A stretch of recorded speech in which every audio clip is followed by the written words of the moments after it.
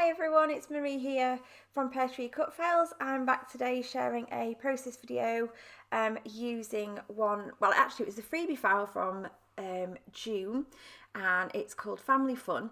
I did actually make this layout quite a while ago but have only just gotten around to sorting out the process video, so I thought I would share it with you because it makes use of one of our cut files and quite a lot of our new pieces as well, which I'll talk you through when we get there. What I'm doing right now then is creating my background. Now this is not cardstock that I'm using, this is Yupo paper and I'm playing with alcohol inks. I think I do just play with that one colour of alcohol ink and I'm pretty sure it's patina, or yes I think it's patina, or maybe pool.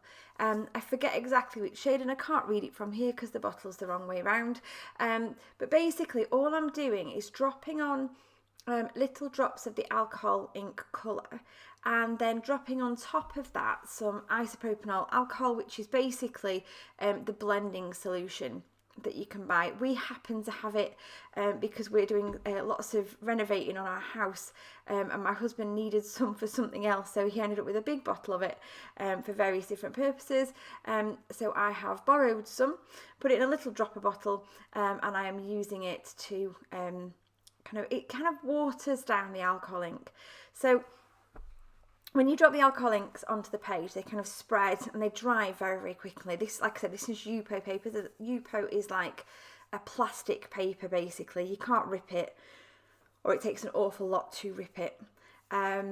And it allows the alcohol ink to kind of move around on the page without soaking in. So it doesn't soak in, it dries on the surface. So then when you add the isopropanol alcohol to the top, it then kind of loosens it off. It's like, I think it's like paint thinners or something, I don't know. But it allows it to move around. You get all these wonderful kind of marbling effects and these kind of these edges, and then some bits are really, really soft. And as you add more of the isopropanol to the colour, it kind of splits the colour as well. So you get the original colour that you started with, and then I don't know if you can see on the screen there, you've kind of got a lighter green colours, areas of really dark colour as well. I just love the effect it gives. And the best thing about alcohol inks is they don't make the page go bubbly, which is, I love mixed media, but it's my one pet peeve with mixed media is that the pages do go really wobbly. I am yet to end up with a mixed media page that is flat, but these stay flat. So I'm absolutely in love with how that's turned out.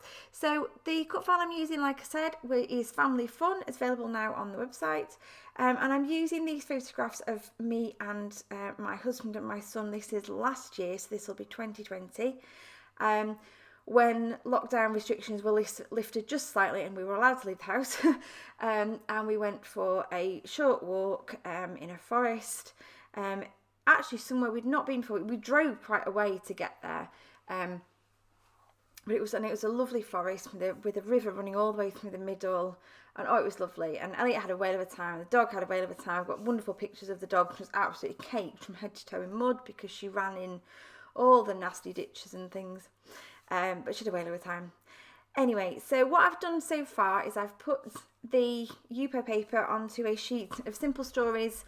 I think is it Cottage Fields, the collection I'm using, from Simple Stories. I didn't get much of this collection. I have the 6x8 paper pad. I've got the ephemera. I think I've got the foam stickers as foam phrases. But I didn't buy many of the full-size sheets. So one full-size sheet that I did use, I have used for the back of my Yupo.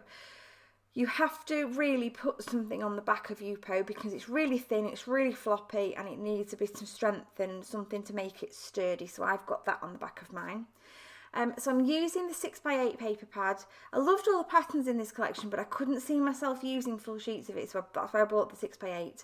And I'm just matting up my photographs now. I've decided to use 3 different photographs. I've got obviously me, my husband and my son all together, and then I've got me and my son and me and my husband separately as well. And I just loved all of them, so I thought I'd do a multi-photograph layout. I don't often put lots and lots of photographs on a single page, but I wanted to on this one. So I've used that lovely black and white stripy paper because I think that really gives a pop of something really that breaks up the kind of white, dreamy sort of look of it, and some of the other blues as well. Now I'm playing around with the ephemera. I've got lots of butterflies. I've got lots of little of those circular phrases that say this photo and hello happy, and I think one says best ever. And then I'm just working in now one of the pear tree pieces. This is the mini heart wreath. I'm actually tucking most of it, well, some of it behind the larger of the photographs, and then I like that kind of popping out. So that's why I chose to use the other circular elements on the page, because I knew I was going to use the mini heart wreath. Now I'm just sort of sticking things down where they are.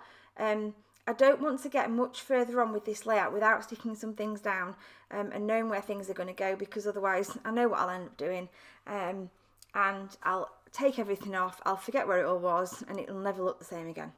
I do that all the time. I didn't want to put much of a pattern behind my cut file because I love that background too much. So I decided to just back my cut file with vellum. I do this quite a lot actually. It gives a really nice soft look to a cut file, while still backing it and making it look more substantial, if you like, on the page. I sometimes use sequins behind vellum as well to make like a sequin shaker, but today I'm just going to leave this as it is, just quickly nipping around there with my little scissors to fussy cut around the edge, and then I'm just going to take the centres out with my craft knife. I don't want to leave them in. I ummed and ahed about leaving them in, but decided not to. Decided to put them in the end. Just put in the middle of the A on for family. There we go. Really happy with that. Now I'm going to go around again with this is a Nuvo precision glue pen. Really like this glue pen. It just gives a really nice thin layer of very, very, very sticky glue. And if you get it on your hands, you know about it. You can get it really, really sticky. So I'm just grabbing I've got my tape runner there. I've also got some foam pads, and I've got some sticky foam on a roll, and I'm varying what I'm doing. So the butterflies, I tend to put a little bit of glue down the centre of a butterfly, and then on its wings I'll put foam pads. I actually think I'm using glossy accents on the butterflies just to make sure they really stick. And then little foam pads on the wings just to give them that dimension to look like they're flying a little bit. So popping those in various different positions all over the layout. I'm just putting, I love those colours. I'm sticking to sort of a tealy, brown, creamy theme for this one. I'm really happy with how the colours have worked. That's one of the reasons why I do like doing black and white photographs. I know some people say that they much prefer the colour from the original photograph, and that's important to them. I really love making my photographs black and white, and then being able to be almost a bit freer with my colour choices on my layout. But it's a personal thing. Some people like their photos. I mean, I still do photos in colour, but only when they match the collection that I want to use. Or I've picked them specifically to match the photographs. I used to do it all the time when I first started scrapbooking. I do tend to do a lot more black and white now. So just carrying on with sticking down lots of the different bits and pieces of ephemera. I'm liking these little hearts, and I've decided I want to put a row of hearts on there as well. So I've got rows of hearts there. I've got the mini heart wreath, and I've also got Oh My Heart, which is a collection of MDF, plywood and cork hearts in various different sizes. I'm just tucking those in all over to bring more of that kind of wooden. We are in the wood, so I wanted that sort of wood element to come through. And I think they look really nice. Again, I'm using glossy accents. Now, I know glossy accents' purpose, if you like, is to add glossy accents to things. It's just the best glue as well for larger objects. So I use it if I'm sticking down any acrylic pieces, any wooden pieces, any of our felt pieces. I always use my glossy accents because it just does seem to cling better than any sort of PVA glue.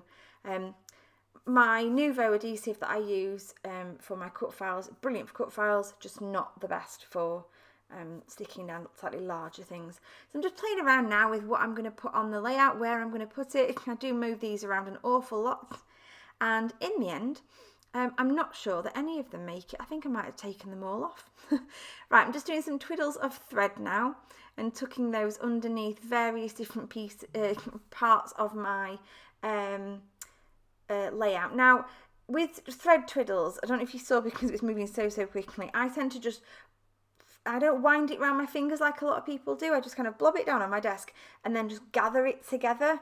And that to me makes a more sort of random nest of thread than trying to wind it around my fingers, and I can't do it winding around my fingers, so that's my little method for doing that. So just popping around now with some sequins. These are just some generic sequins. They're from the ones in the bowl there are from Nowhere Special. I have got a few there from Spiegel Mum Scraps as well. I've got Ride the Tide and Country Market. I've had these for a while from when I was back on the Spiegel Mum Scraps design team. Just playing around now with a few more bits and pieces and some of these foamy stickers. I'm going to put a few more hearts on there, and I did wonder about putting this word sweet on there with family fun, but it just looked too much. I took that back off again. And there's the paper. Oh, I forgot I did this. I must have liked this paper so much that I decided to actually gut it. I don't normally, when I'm sticking Yupo down, I would normally not gut the paper, but I obviously did for this one. And I'm also sticking it on a little bit wonky, and there is a reason for that, and it is because I've accidentally stuck my cut file down slightly wonky as well. Now you might not be able to see it right now, but when you see the layout straight from the desk, I really did notice that I had stuck it on wonky. So this is me now with my trimmer cutting bits off my layout to try and make it square. And it kind of half works and then kind of doesn't, and it's a bit, it's not great.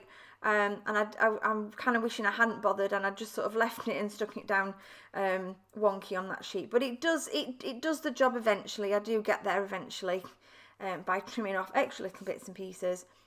So yeah, even if you do accidentally do what I did, which is to stick down your cut file wonky, get your T-square ruler out before this point.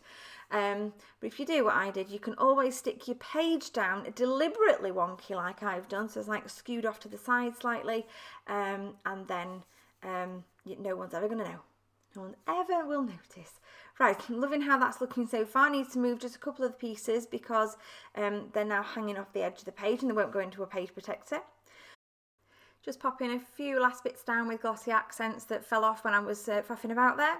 And then just decided to stick on some heart clusters as well, which is one of our other packs of pieces. And there's my finished layout. Thank you ever so much for watching. I hope this has been enjoyable and informative for you, and I hope it's inspired you to create something, maybe to try out using alcohol inks and to maybe use some wood pieces in your creating.